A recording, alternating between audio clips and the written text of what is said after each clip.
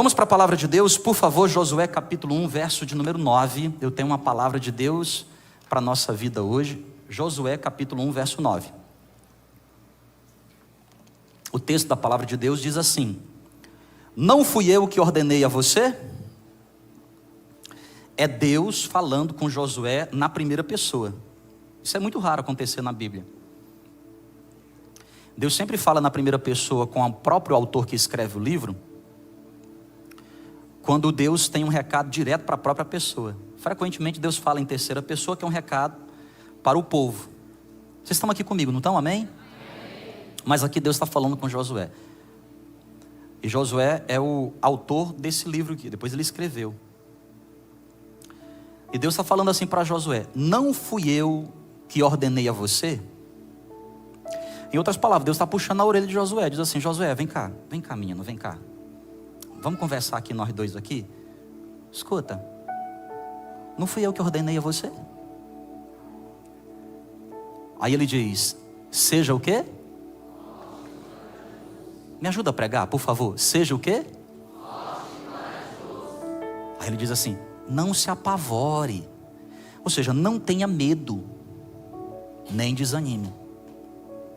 Eu já expliquei para vocês, né? Desânimo e medo são uma das coisas mais difíceis do ser humano lidar. E todos nós, inevitavelmente, passaremos por momentos assim. Por exemplo, o medo, ele é real. Foi Deus quem criou o medo.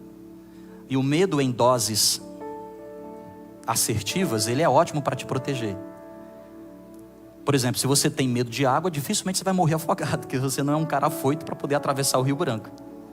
Mas quem não tem medo de água, não sabe nem nadar direito. Eu vou atravessar. E coisas podem acontecer, não é verdade?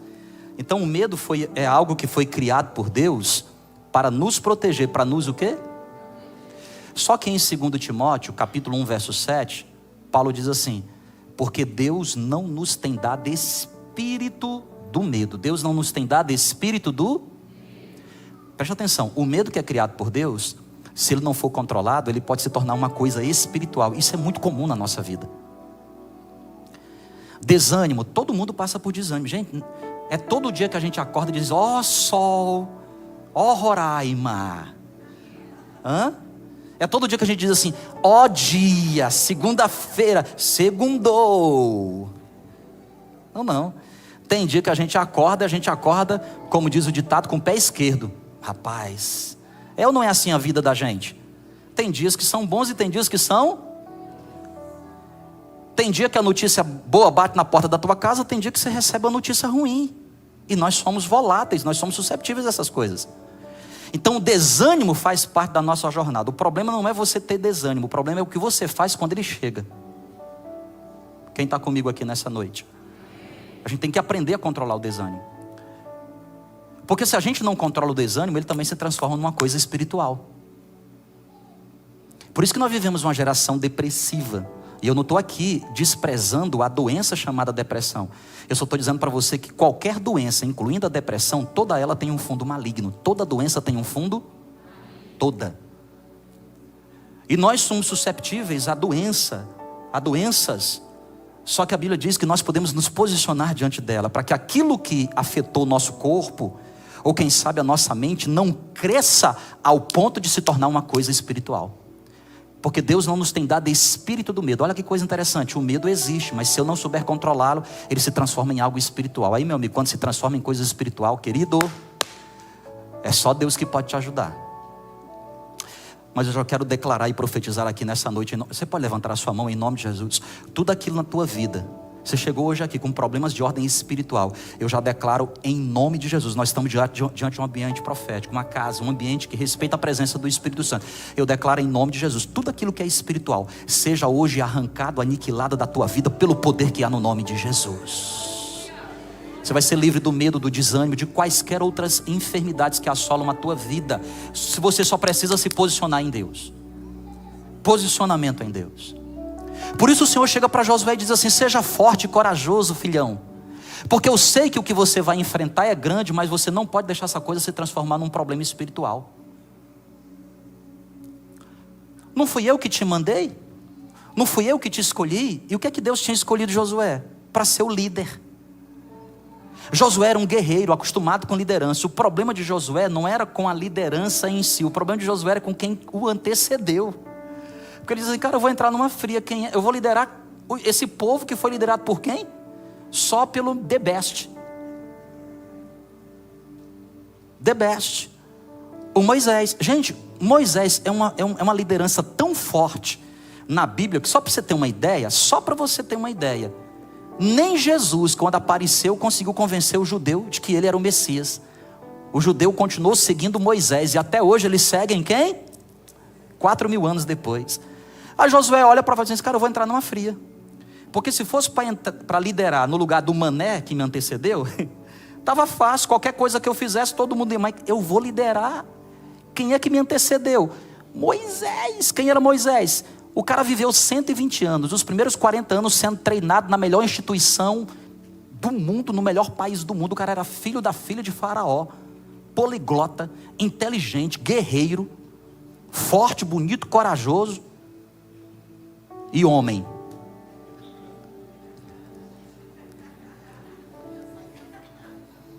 Cromossomo XY, entendeu, né? O cara fala assim, meu Deus, como é que eu vou... Quem foi esse cara? Esse cara que liderou as 10 pragas, esse cara que teve coragem de ir na frente de Faraó e dizer, libera o meu povo. Esse cara que via Deus face a face. Via Deus o quê? Esse cara que Deus entregou para ele os 10 mandamentos. Tô numa fria. Aí Deus chama Josué e fala assim, meu filho, vem cá, escute. É uma coisa que eu quero dizer para você hoje aqui, preste atenção. Deus não sabe errar. Deus não sabe o que, gente? Então ele chega para Josué e fala assim, filhão, deixa eu te falar um negócio para você. Você não acredita em você, mas eu acredito em você. Seja forte e seja corajoso. Eu escolhi você. E você precisa fazer o que tem que ser feito. Esse é o tema da minha mensagem hoje. Faça o que tem que ser feito. Você pode falar para pelo menos 2 pessoas perto de você, diga para essa pessoa assim, ó, faça o que tem que ser feito.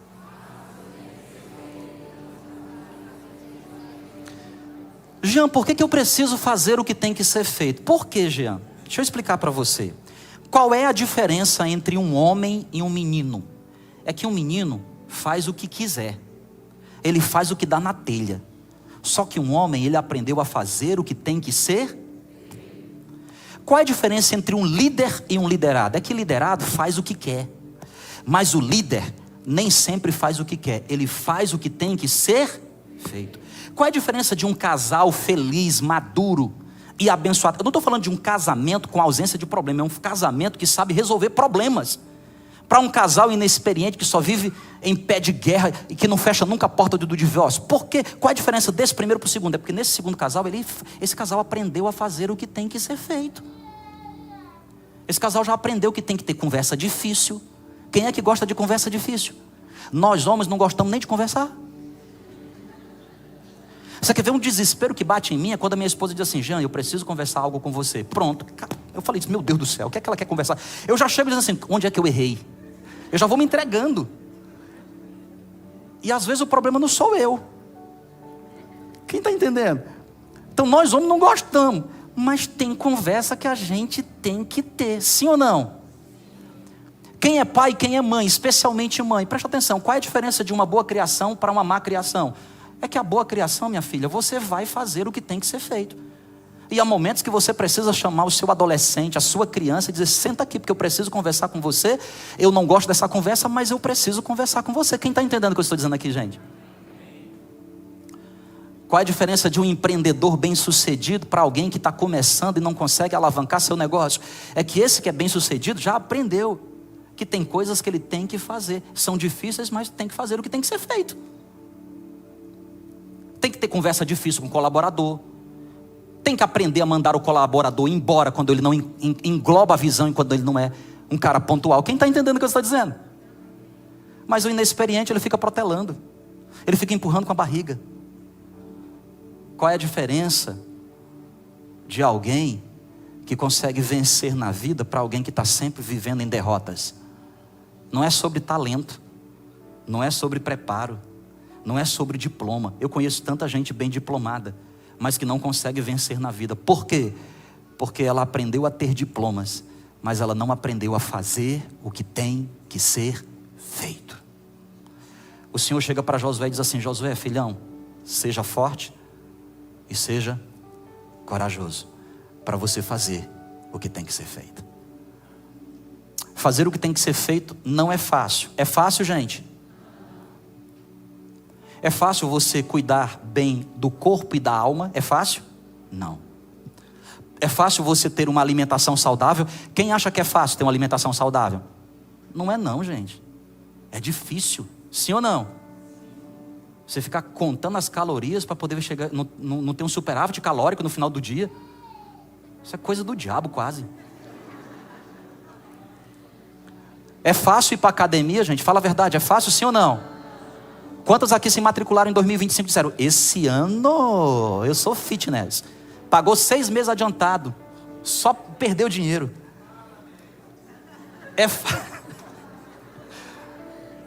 É fácil, gente, fazer isso, sim ou não? E ser um crente ungido e cheio do poder de Deus é fácil? Porque o pecado bate na porta da gente todo dia. Irmão, nós temos PhD em Peccamination, formado pela Universidade de Harvard do Inferno. A gente gosta de pecar. Viver em santidade é fácil? É fácil nada. É fácil você bloquear alguém lá no teu Instagram, você que é casado, que a pessoa está curtindo você,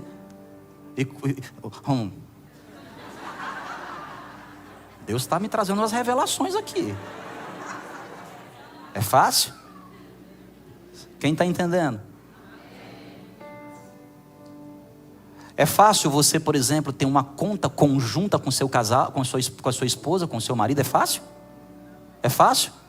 Fácil nada. Fácil é você ter dizer assim: o que é meu, e o que é teu é meu.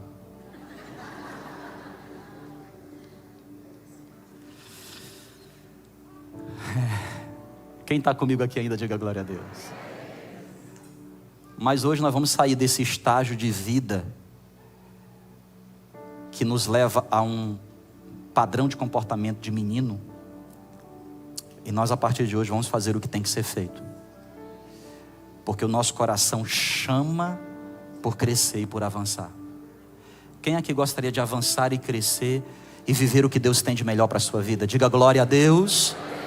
Então nós precisamos fazer o que tem que ser, embora não seja fácil.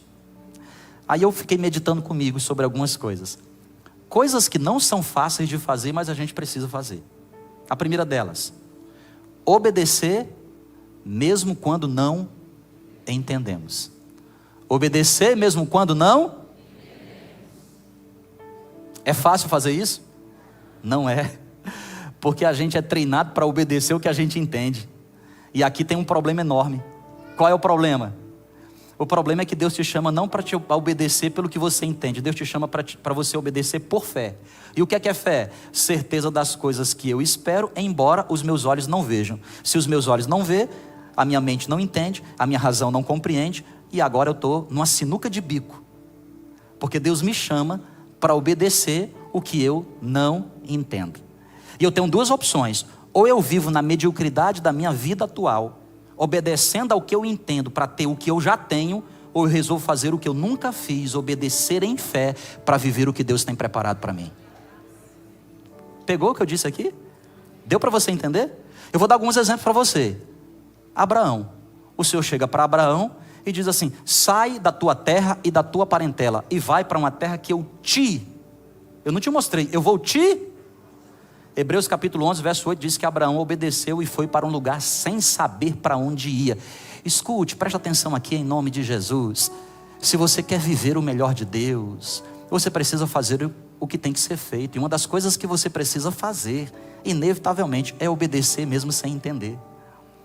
Porque quando você obedece sem entender, você primeiro confia no caráter de Deus. E quando você confia no caráter de Deus, isso é fé. Hebreus 11 diz que sem fé, verso 6, é impossível agradar a Deus. Agrada a Deus quando você dá passos de fé. Quando você dá passos de... Porque quando você dá um passo, Deus coloca o chão para você pisar. Agora não espere Deus colocar o chão para você pisar, porque isso aí não é fé.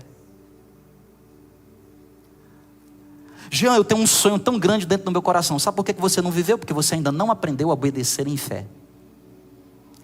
E obedecer em fé não tem nada a ver com razão, é irracional. É o que, gente? Vou dar um exemplo, Josué, o personagem que nós estamos analisando. Ele internaliza, tá bom, Deus, é para liderar, vamos liderar. O que é que o Senhor quer que eu faça? Eu quero que você conquiste tudo. A primeira cidade se chama Jericó. Como é o nome da cidade? Aí aqui é um problema grande. Por que é um problema grande? É a cidade mais fortificada, a mais forte de todas. Pra você ter uma ideia, Jericó era uma cidade tão fortificada que ela parecia Troia na história antiga. Pessoas moravam sobre a muralha. A prostituta Raabe morava sobre a muralha. Ela tinha uma casa. Você tem ideia do que é uma cidade tão fortificada? Cavalos andavam sobre carruagens, cada carruagem com 4 cavalos andava sobre a muralha. Josué invade a terra prometida, atravessa o Jordão, fica de frente da muralha, levanta a cabeça e perguntando assim: como é que eu vou fazer? Qual é a estratégia de guerra para invadir essa cidade que nunca foi invadida? De repente ele levanta os olhos e vê lá no topo da muralha um ser diferente. Ele pergunta: quem és tu? Tu és dos nossos inimigos ou tu és dos nossos? Aí aquele personagem de pé, a Bíblia diz que ele estava com uma espada desembainhada, uma espada nua. Ele diz assim: eu não sou nem de vocês, nem sou dos inimigos de vocês. Eu sou o príncipe do exército de Deus. Aí ele diz assim, a primeira instrução: tira a sandália dos teus pés, porque o lugar que você pisa é terra. Uau! E Josué obedeceu. E Josué esperando, quem sabe, a estratégia de guerra mais mirabolante. Ele diz assim: sabe qual é a estratégia?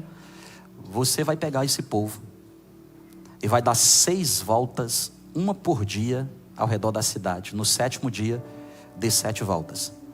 Os sacerdotes vão tocar uma trombeta. Quando eles tocarem a trombeta, todo mundo grita. Todo mundo o quê? Vocês estão aqui comigo, então, sim ou não? Agora, por favor, pesquisa aí no chat GPT. Pergunta assim para ele, faz um prompt agora, faz assim: chat, qual é a frequência do grito que derruba muralha? Porque eu conheço a frequência que quebra cristal, a frequência que entorta ferro, mas não tem frequência. O chat vai ficar. Só a IA6 que vai poder responder. Aí já é quase o anticristo. Quem está comigo aqui entendendo o que eu estou dizendo? E tem gente que eu estou vendo procurando agora no chat. Fica aqui comigo, por favor. Era uma piada. Escute, é irracional. É irracional. Agora deixa eu fazer uma pergunta para você. Você almeja tanto querer ouvir a voz de Deus. O que adianta Deus falar com você se você não tem coragem de obedecer? Você quer tanto viver o que Deus tem para ti. E você espera tanto uma resposta de Deus. A pergunta que eu te faço é: e se Deus falar, você terá a coragem de obedecer? O Senhor chega para Noé e diz assim: constrói uma arca. Constrói uma? Ele não era arquiteto, nem carpinteiro, nem engenheiro. Deus deu para ele um mapa, as instruções corretas, o tipo de árvore que ia usar, tudo, cada detalhe. Gênesis 6:22. E fez Noé exatamente como Deus lhe havia ordenado. E Deus mandou ele construir uma arca. Porque ia o quê? Chover. Detalhe, nunca havia chovido antes.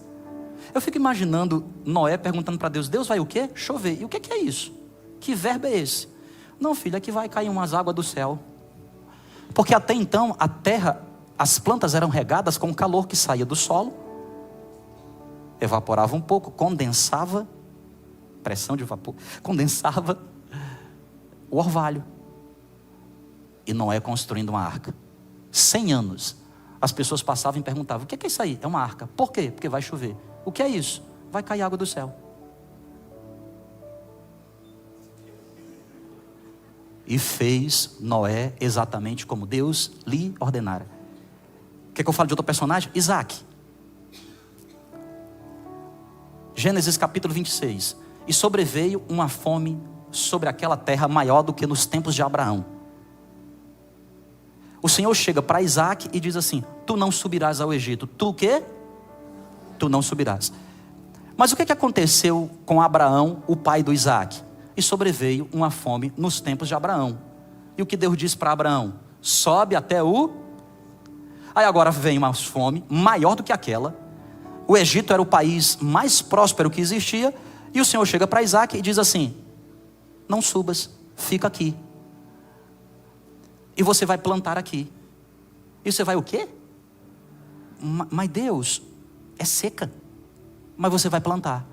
Eu fico imaginando Isaac arando a terra, jogando a semente, as pessoas passando em frente ao campo do Isaac e dizendo... E alguns perguntando assim: Isaac, você não vai com a gente para o Egito? Não, não vou não. Por quê? Porque Deus mandou eu ficar.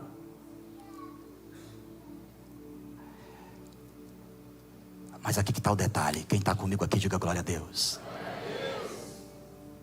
Quando você tem disposição no coração de obedecer a Deus, o que para os outros é loucura, para você é apenas a revelação do futuro do que Deus já te mostrou. Naquele mesmo ano, Isaac colheu 100 para 1, tornou-se riquíssimo. Ei, faz o que tem que ser feito, que você vai viver o melhor tempo da sua história. Aprenda a ouvir a voz de Deus, e mais do que ouvir, obedeça. Porque Deus conhece o teu futuro. Deus conhece o teu futuro. E Ele sabe que essa obediência que você pratica agora, que para os outros e até para a tua própria mente é loucura, na verdade é Deus te preparando para o melhor que Ele tem para ti. Segunda coisa que eu quero chamar a sua atenção, que é difícil demais de fazer, mas a gente precisa fazer porque a gente foi chamado para fazer o que tem que ser feito. Primeiro é obedecer mesmo quando não entendemos. Segundo, recomeçar, mesmo que a gente tenha experimentado qualquer tipo de fracasso. Recomeçar, mesmo que nós tenhamos o quê? Fracassado, falhado. Então a segunda verdade que eu quero chamar a tua atenção é essa: recomeçar mesmo depois de falhar. Gente, é fácil recomeçar? Não. É fácil construir? Não. E reconstruir é mais difícil. E reconstruir mesmo que tenha acabado de falhar, é que é difícil. Porque a gente está destruído, emocionalmente destruído. A nossa motivação foi embora. O nosso coração está apreensivo porque a gente tentou e falhou. Entrou num relacionamento e não deu certo. Começou um empreendimento e falhou. Entrou e se preparou para um concurso e nunca é aprovado. É difícil. Mas se você quer vencer na vida, você precisa aprender a fazer o que é difícil, a fazer o que tem que ser feito. E uma das coisas que nós, seres humanos, vencedores, cristãos, precisamos aprender a fazer é recomeçar. É o que, gente? Quem aqui, de verdade, de coração, tem a sensação, porque eu tenho essa sensação, eu tenho uma sensação de que a maioria das coisas que eu faço dá errado. Quem é comigo aqui? Só para eu saber. Olha, algumas pessoas. Os outros acham que a maioria das coisas que vocês fazem dá certo? Quem acha que a maioria das coisas que você faz dá certo? Levanta a mão, só para eu saber assim. Ó, depois eu quero uma mentoria. Porque a maioria das coisas que eu faço dá o quê? Não sei você. E uma vez eu fiquei perguntando assim: Deus, não é possível, será que é por isso que eu sou do Ceará?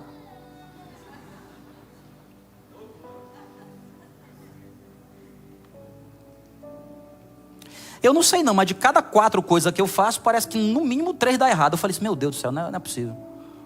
É a sensação que eu tenho. Quem aqui já experimentou um tipo de derrota grande, assim, uma quebradeira grande na vida? Levanta a mão assim. Falhou. Deu errado. Qualquer área. Sabe o que é que eu tenho aprendido, gente? Quem está aqui comigo, diga glória a Deus. Eu tenho aprendido uma coisa: Deus não está esperando que você acerte. Deus não espera de você perfeição. Fala para alguém perto de você, diga assim: ó, Deus não espera de você perfeição. Porque Deus sabe que você não é perfeito. Lá em casa nós somos em 4. Por exemplo, eu sou o único perfeito lá em casa. E a minha segunda virtude é que eu sou humilde. E a terceira é que eu sou modesta. A gente falha ou não falha, gente? De verdade, quem já falhou em 2025? Só nesse ano falhou. Quem vai continuar falhando até...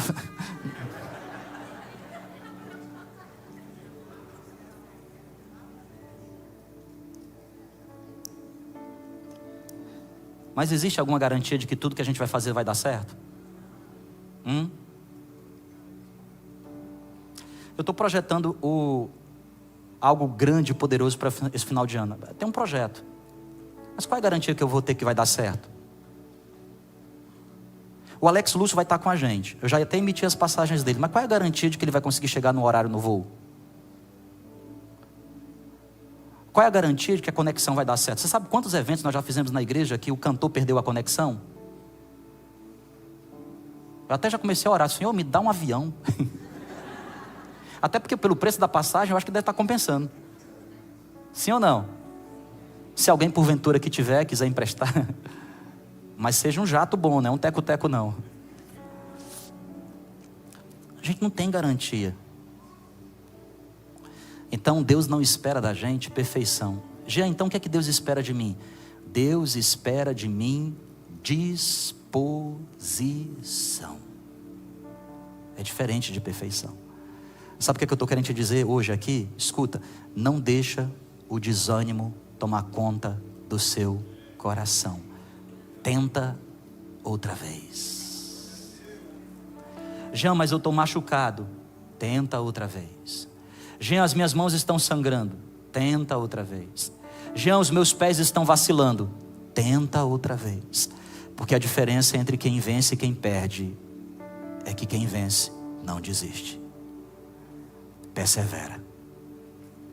Vai para cima. Mesmo doendo. Quem sabe você chegou aqui se arrastando. Quem sabe você chegou aqui arrastado. Mas posso dizer uma coisa para você? Você veio. Você veio. Isso já te faz tão vencedor que você nem imagina. Então eu não sei qual é a tua história. Eu não sei o que é que você tem vivido em 25. Eu não sei como é que está o teu coração. Eu não sei como é que anda teu casamento. Eu não sei como é que anda teus relacionamentos, tuas finanças. Eu não sei. Mas eu quero dizer uma coisa para você. Jesus te chama para fazer o que tem que ser feito. E uma das coisas é: recomece mesmo depois de ter falhado. E para finalizar nessa noite, meu tempo está acabando. Coisas difíceis que tem que ser feitas, mas a gente foi chamado para fazer. A terceira coisa é esperar o tempo de Deus. Esperar o... É fácil fazer isso? Não, não. Ninguém gosta de esperar. A gente gosta de apressar. Eclesiastes capítulo 3, verso 1 diz assim: há um tempo determinado para cada coisa debaixo dos céus. Há um tempo determinado. E Deus tem um propósito em cada tempo que Ele determinou. Há coisas que acontecem no nosso tempo, mas há coisas que só acontecem no tempo de Deus. E Jane, como é que eu faço para saber o tempo de Deus? Aí aqui tem um problema enorme, porque Deus ele é fora do tempo. Deus é eterno. Quando Moisés perguntou: eu vou dizer ao Senhor quem o Senhor é. Diga que eu sou o que sou. Sabe o que eu estou querendo dizer para você, Moisés? Eu sou. Eu sempre existi. Fui eu que criei o tempo. Eu estou fora da linha do tempo. Por isso que para Deus 1000 anos é como um dia. E um dia é como 1000 anos. Jean, o que é que eu faço? Espera o tempo de Deus. Porque Deus não sabe errar. E se tem algo que Ele prometeu para você e ainda não aconteceu, não é porque Deus está atrasado. O que quem sabe você está chamando de atraso, Deus pode estar chamando de livramento. Porque para quem está andando de carro, quando o pneu estoura, ele pode dizer: nossa, esse pneu está me atrasando, que eu tenho um compromisso para chegar. Mas quem sabe aquele pneu estourado, o barulho do pneu estourado pode ser um livramento de algo que está prestes a acontecer lá na frente. E se você quer viver o que você nunca viveu, você precisa esperar o tempo de Deus. Para de fazer as coisas no teu jeito. Para de ser precipitado. Para de ficar colocando a carroça na frente dos bois. Para de agir na tua própria força. Perceba, agir do teu jeito não traz sustentabilidade. Espera o tempo de Deus. Eu não estou dizendo que é fácil. Eu estou dizendo o que é necessário. Eu finalizo contando para vocês, citando para vocês o Salmo 37. Confia no Senhor e faz o bem. Entrega teu caminho ao Senhor, confia nele e o mais ele fará sobressair a tua justiça como o sol ao meio-dia. Descansa nele. Descansar em Deus. E Jean, por que eu devo descansar em Deus e esperar em Deus? 2 motivos. O primeiro, aquietai-vos e sabei que eu sou Deus. Só dá para conhecer Deus enquanto nós esperamos o seu agir. Segundo motivo, porque eu, Senhor, trabalho para aqueles que em mim esperam. Enquanto você espera, Deus está trabalhando para que quando você chegar, você não só esteja preparado, mas o ambiente também esteja preparado. O que adianta você ter preparado e chegar num lugar que as coisas não estão preparadas?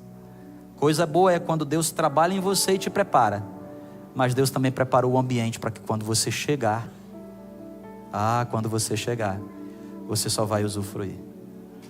E nessa jornada, o inimigo não tem acesso a você, porque aqueles que esperam em Deus, se cumprem na vida dele o Salmo 91. Aquele que habita no esconderijo do Altíssimo, a sombra do Onipotente, faz o quê? Descansa. Descansa. O que é descansar, gente?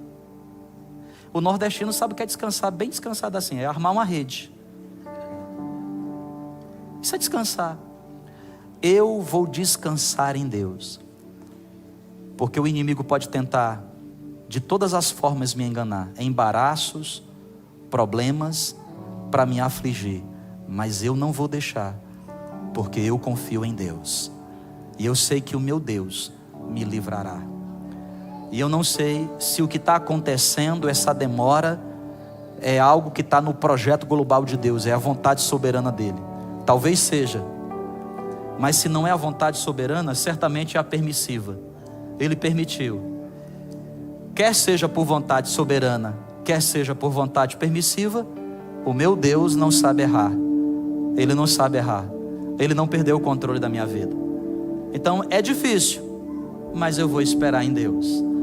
Porque quem espera com paciência se encontrará com o propósito que Deus tem para a vida dele.